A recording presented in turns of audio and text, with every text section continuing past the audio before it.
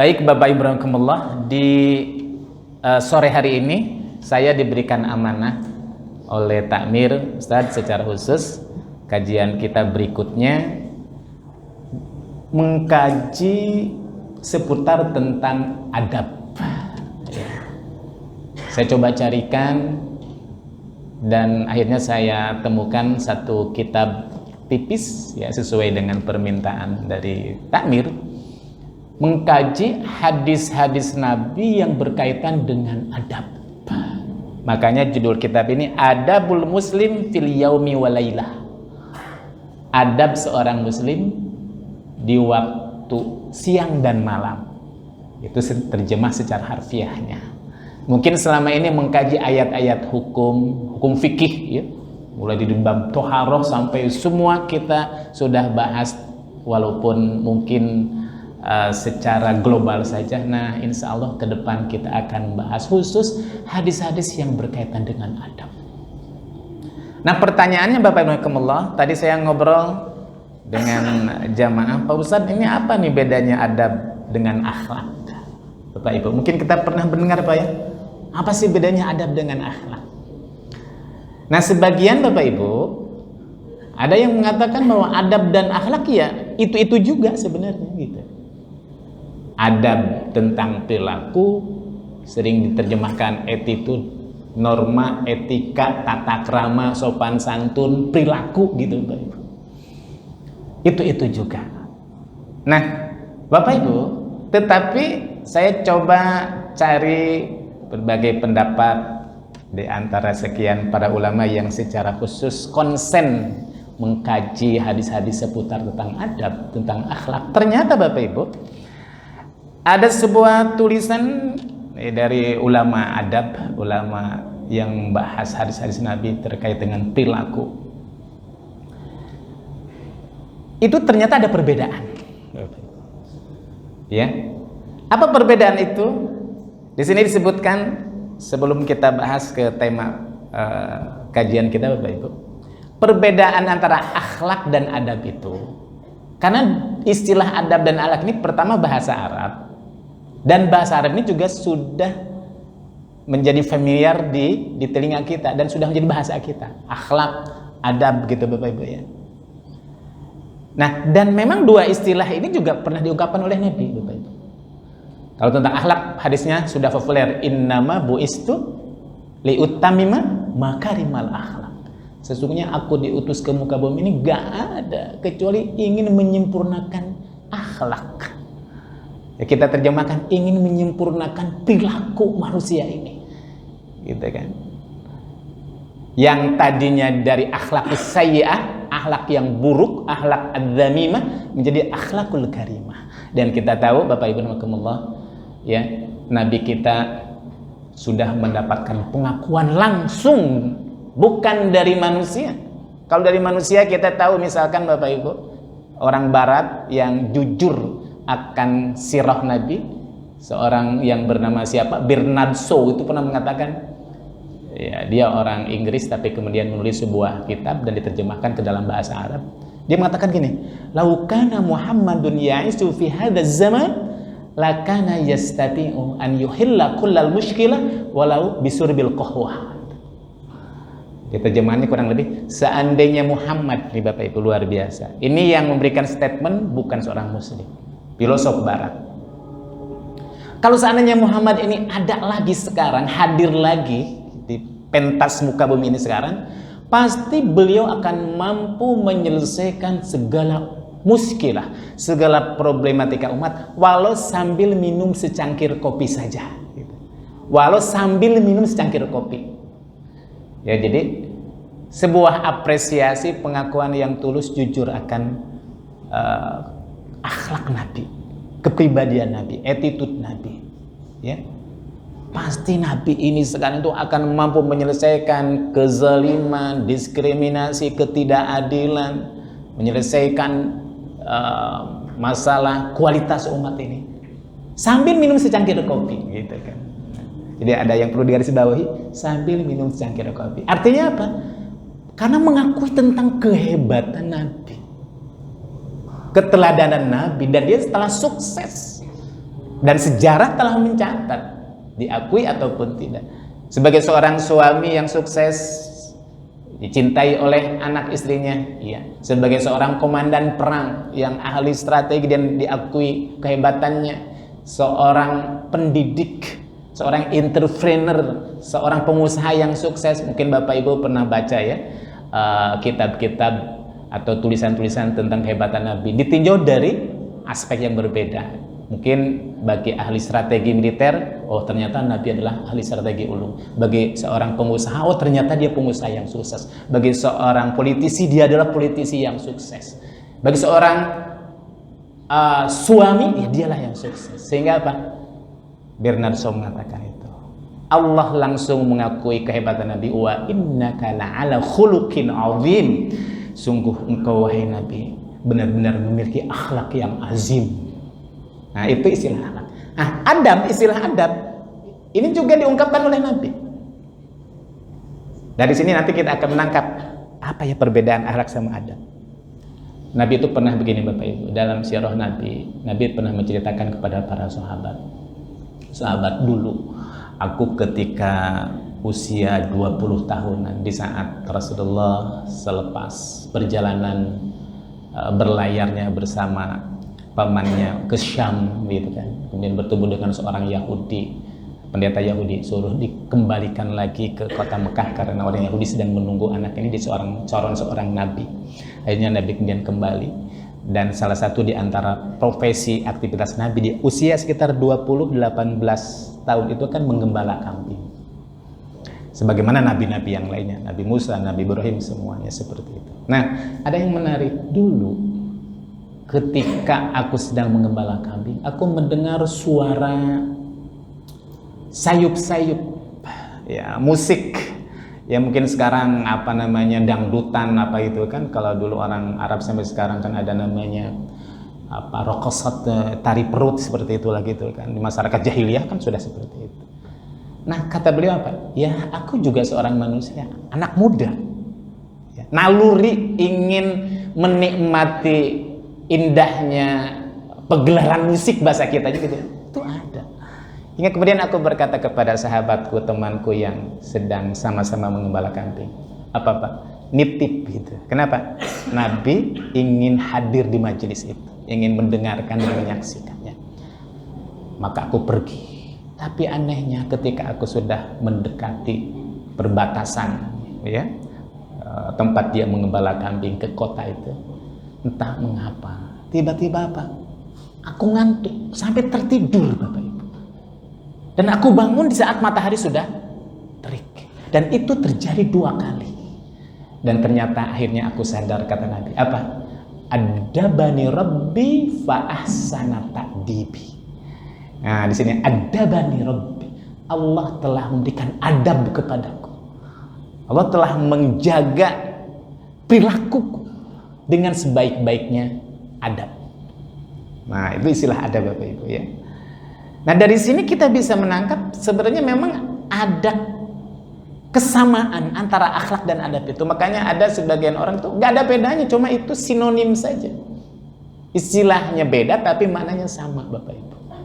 Tapi dalam kitab ini Bapak Ibu ya, sebagai ulama dan coba mengkaji, ternyata ada bedanya Bapak Ibu.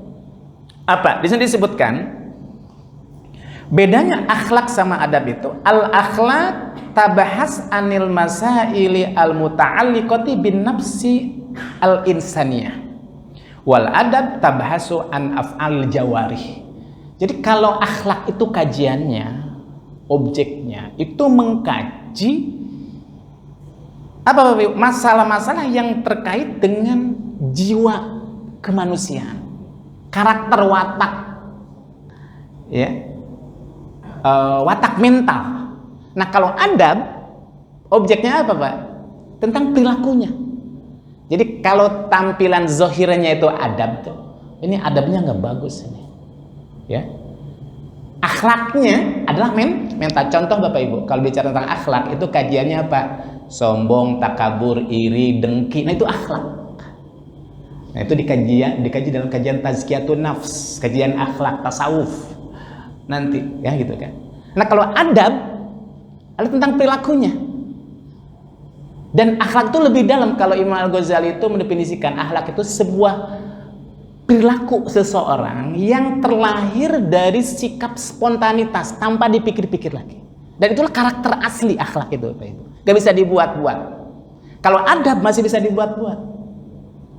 Kalau Bapak Ibu menyaksikan orang itu kayaknya adab sama orang lain, adab yang kecil sama orang dewasa, kalau sama orang tua, tapi belum tentu akhlaknya bagus. Karena adab bisa dibuat-buat. Kan tampilan zahir saja, tapi akhlak itu enggak.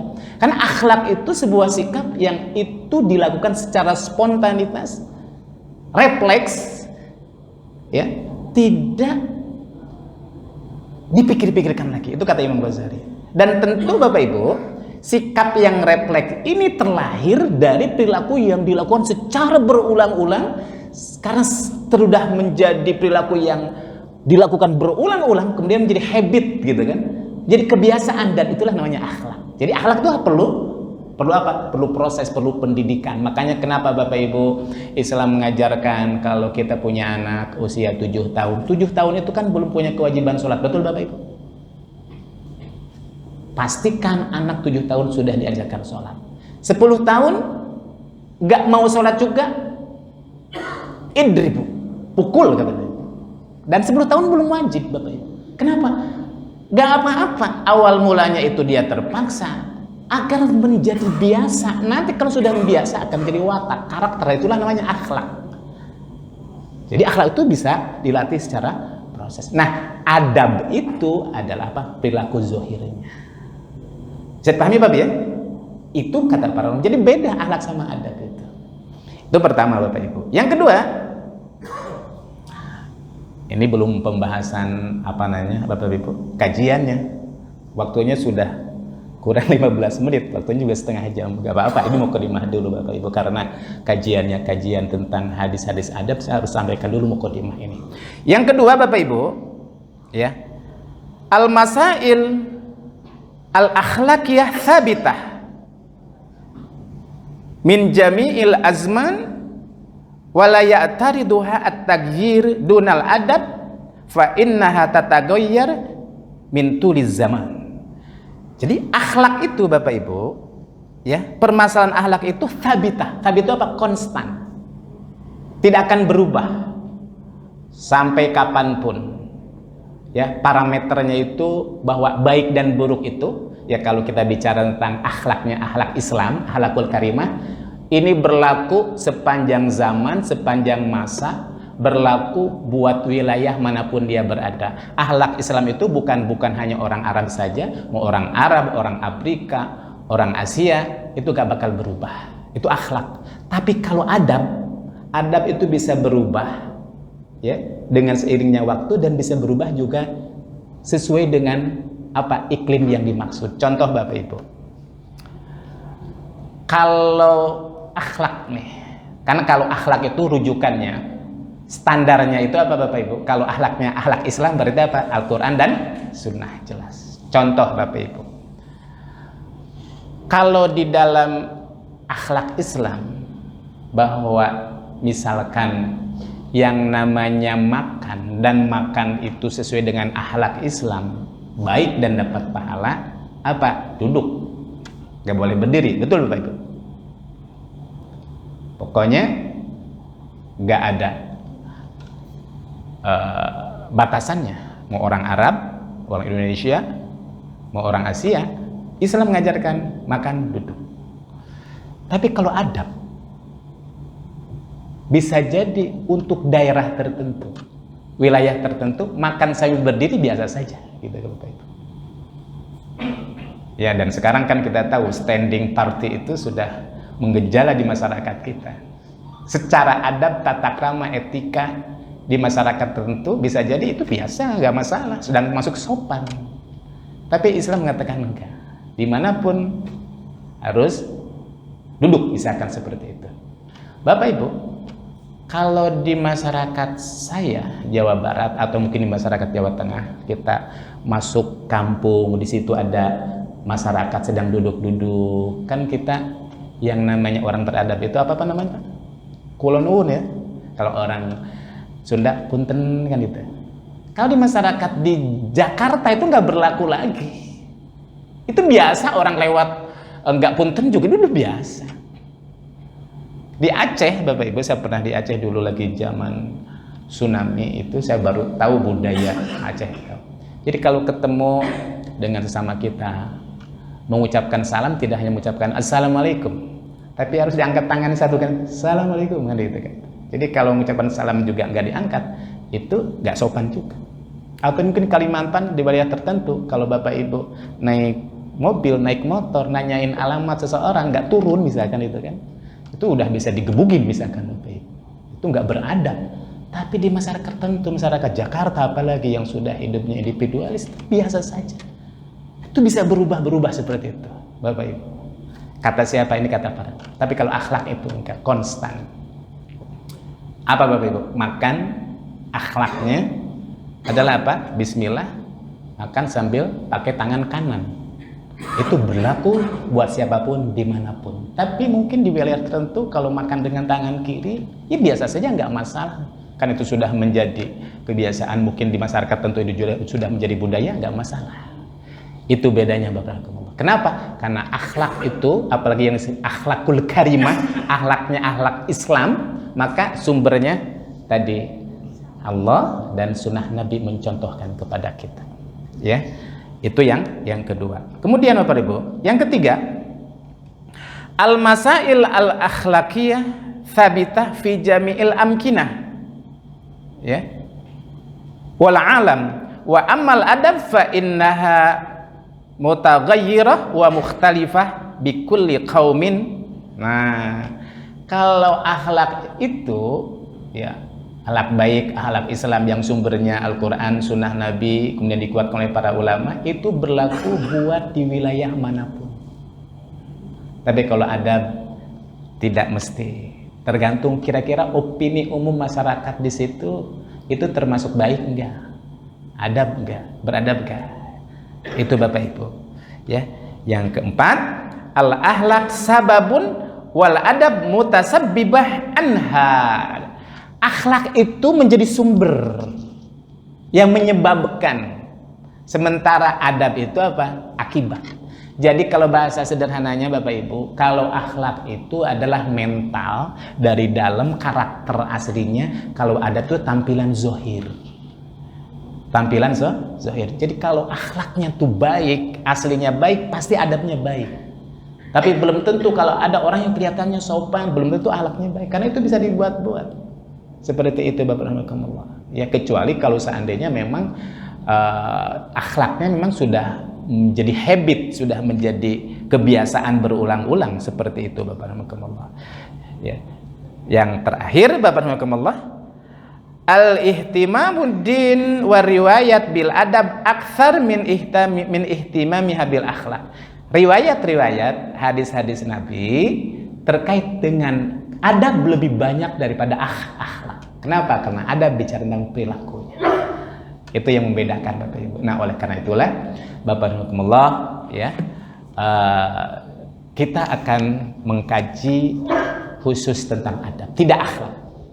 Dan adab ini adab yang sehari-hari, yang sederhana, mungkin nggak terasa itu kita lakukan kebiasaan 24 jam siang dan malam, yang selama ini nggak tahu ternyata adab Islam sudah mengatur, Nabi sudah mencontohkan, yang kalau seandainya kita lakukan, kemudian kita lakukan berulang-ulang dan kemudian nanti menjadi kebiasaan, nanti akan menjadi akhlak, Bapak Ibu.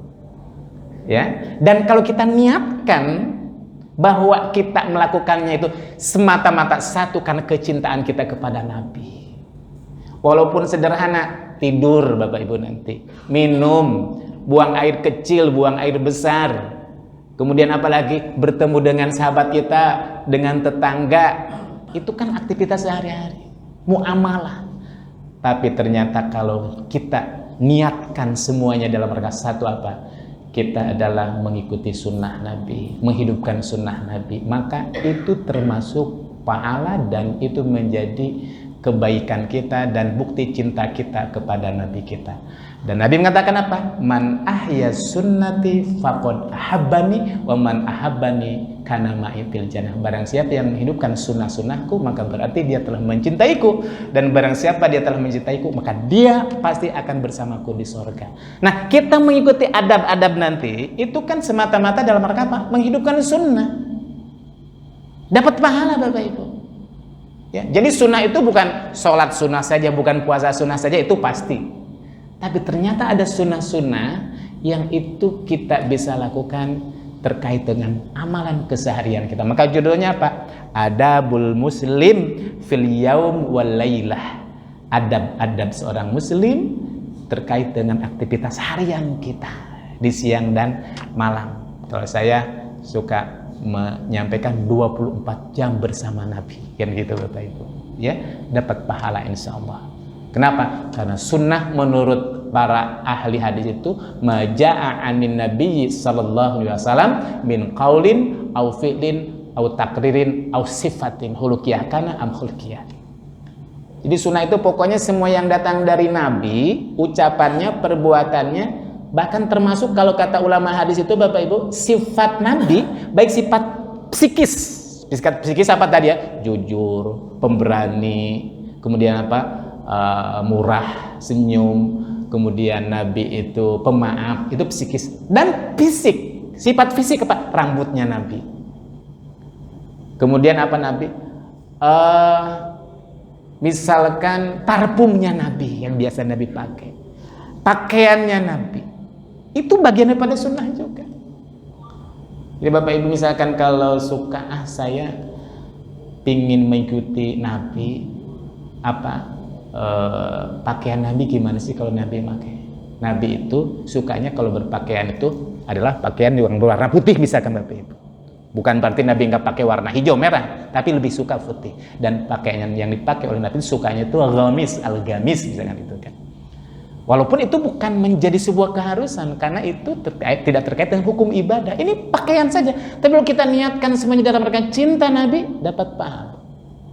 Seperti itu. Bapak Ibu Nawakumullah misalkan maaf. Ya, walaupun sebagian ada yang setuju, ada yang tidak setuju, itu silakan saja.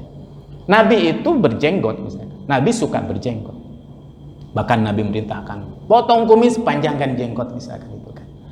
Walaupun nanti ada para ulama itu tidak termasuk bagian pada sunnah, itu hanya budaya, itu silahkan saja. Tapi kalau kita niatkan, pertama Nabi yang merintahkan, Nabi kan berjenggot juga.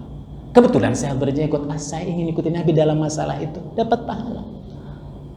Tidurnya Nabi kalau tidur seperti apa? Makannya Nabi seperti apa?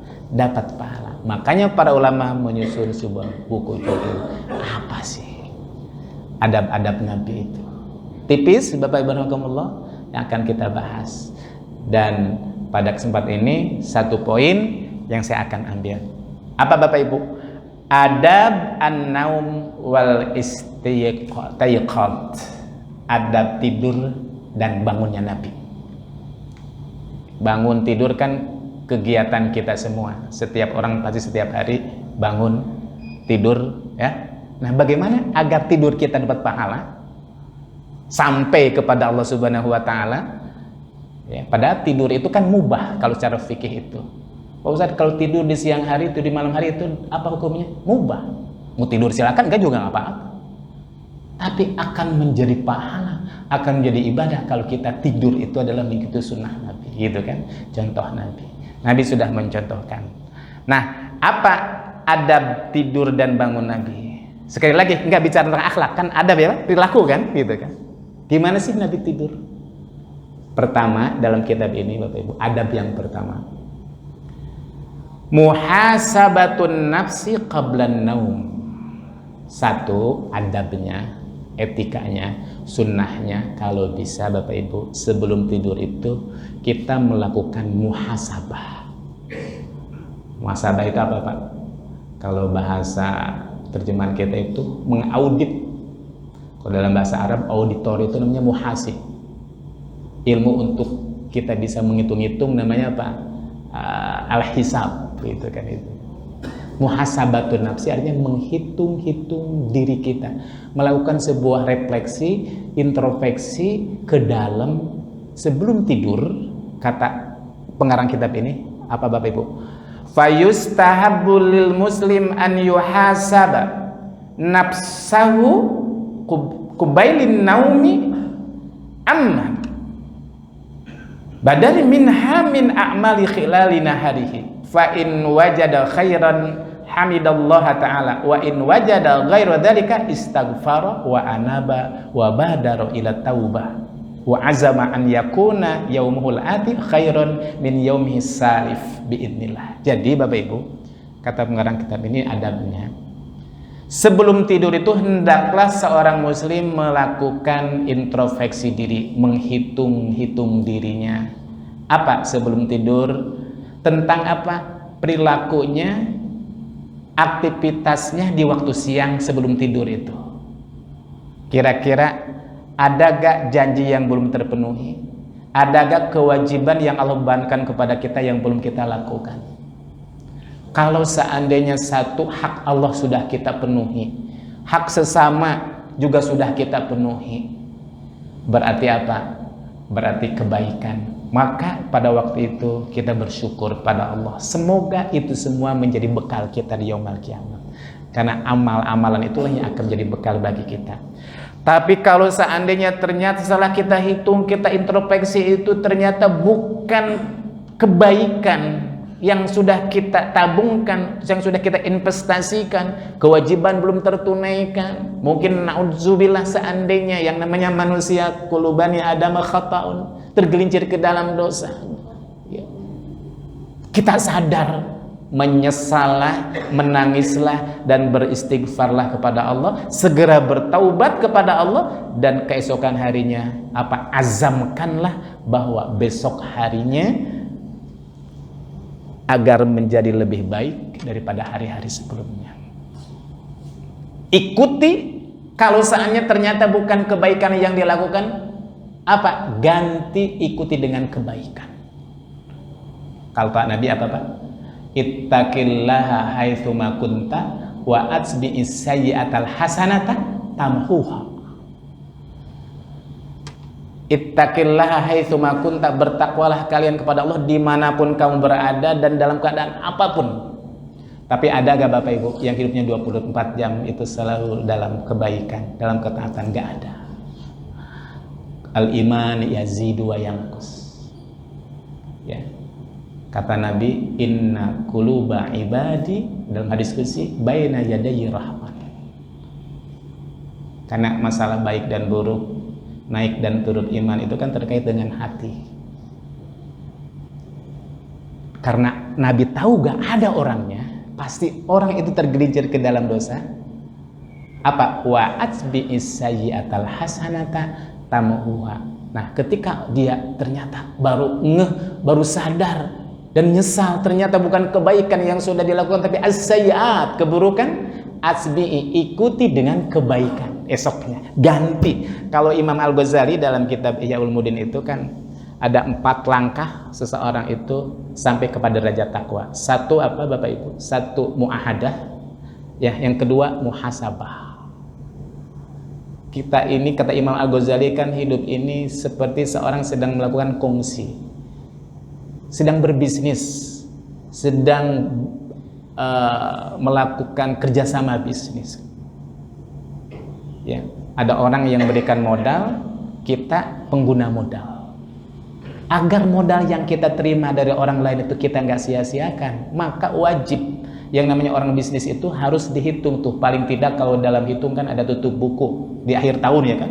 Tutup buku untuk mengetahui ini tahun kita ini untung bisnis ini rugi apa enggak. Oh ternyata rugi, ketahuan. Kata Imam Ghazali, hidup kita juga sama. Allah sudah memberikan modal kepada kita.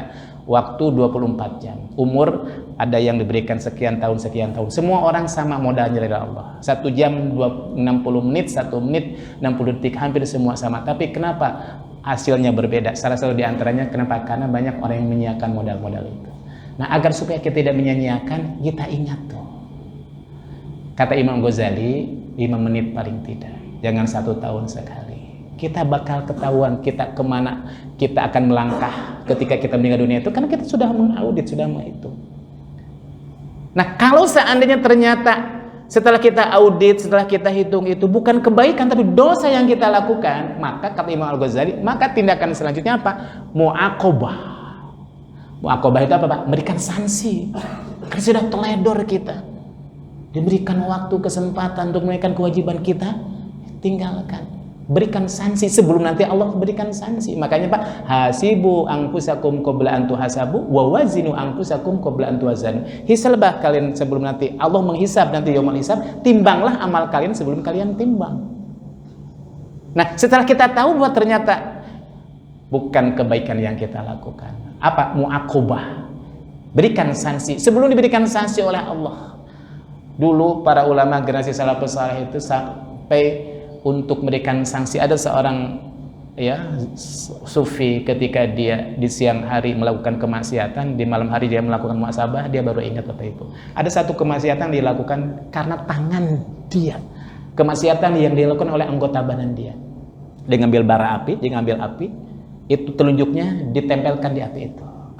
Sambil dia mencela dirinya, ya fulan, api neraka lebih panas daripada api dunia. Sebelum engkau mendapatkan azab dari Allah, inilah azab dunia. Kita nggak sampai seperti itu Bapak Ibu. Ya, sampai mu'aqobah langsung oleh diri kita. Nggak seperti itu.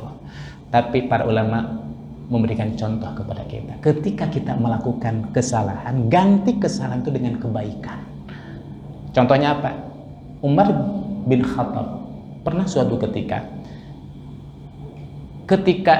di musim panen kurma Bapak Ibu, dia punya kebun kurma yang luas. Di sore hari itu, karena itu lagi di musim panen, dia melakukan inspeksi, melihat bagaimana kebun kurma yang akan dipanennya keesokan harinya. Gara-gara asiknya dia mengontrol, melihat kebun kurma yang sebentar lagi akan dipanen, dia pulang ke rumahnya, sholat asar sudah, sholat berjamaah asar di masjid sudah selesai. Umar datang ke masjid sendirian, hanya dia sholat sendiri. Bagi kita itu kan biasa, betul Bapak Ibu? Bukan sebuah kesalahan. Orang kita masih sholat di waktunya, betul? Cuma nggak ikut sholat berjamaah saja kan? Tapi bagi seorang Umar itu sebuah kesalahan, sebuah kelalaian. Nangis dia. Keesokan harinya Bapak Ibu, kebun kurma yang dia miliki, yang sebentar lagi akan dipanen, dijual, disodakohkan untuk mengganti apa keburukan yang dia lakukan dan untuk menutupi kesalahan. Itu namanya mu'aqobah. Ya, kita nggak sampai segitulah. Kalau kita ngikutin Umar, semua barang kita habis itu betul. Lagi sholat asar, lagi sibuk sholat asar, kita nyuci mobil gitu ya Bapak Ibu. Saking asiknya nyuci mobil, kita sholat berjamaah ketinggalan, jual mobil, sodakohkan, habislah kita gitu kan. Gantilah dengan amal yang lain, sodakoh, diganti dengan amal yang lain. Wa asbi sayyi'atal hasanata tamhuha. Maka kebaikan yang kita lakukan itulah yang akan menghapuskan kesalahan yang kita lakukan. Itu manfaatnya muhasabah. Ya, mengaudit. Makanya Allah mengingatkan kepada kita, ya ayyuhalladzina amanu taqullah wal tanzur nafsum ma qaddamat lighad wattaqullaha innallaha khabirum bima ta'malun. Wahai orang-orang beriman, perhatikan wal tanzur, teropong terawang ma qaddamat, apa yang sudah dipersiapkan di waktu-waktu sebelumnya. Untuk apa? Lighadin, untuk hari esok. Ini muhasabah Bapak Ibu. Ya. Nah, tiap hari 5 menit. Bapak Ibu, itu adab dan etikanya. Bapak Ibu, ini baru adab yang pertama. Ini semua dalam kitab ini ada sekitar 11 adab. Ya, karena baru waktu kita juga terbatas dan sekarang sudah jam 4:05. Sepertinya untuk sementara di pertemuan hari ini baru satu saya sampaikan adab yang pertama. Yang sisanya insya Allah sekitar ada 10 adab lagi gitu kan. Nanti akan kita bahas pada kajian berikutnya. Ya. Sekali lagi, barakallahu, ke depan pertemuan selanjutnya kita akan membahas khusus hadis-hadis tentang adab-adab keseharian kita. Adabul muslim fil yaumi wal lailah. Adab seorang muslim di waktu siang dan malam. Sederhana keseharian kita, tapi luar biasa Rasulullah telah mencontohkan kepada kita. Demikian yang saya bisa sampaikan di sore hari ini, mudah-mudahan bermanfaat. Yang benar dari Allah dan Rasulnya, yang salah dari kehilapan saya pribadi. Wallahul muwaffiq ila aqwamit thoriq. Wassalamualaikum warahmatullahi wabarakatuh.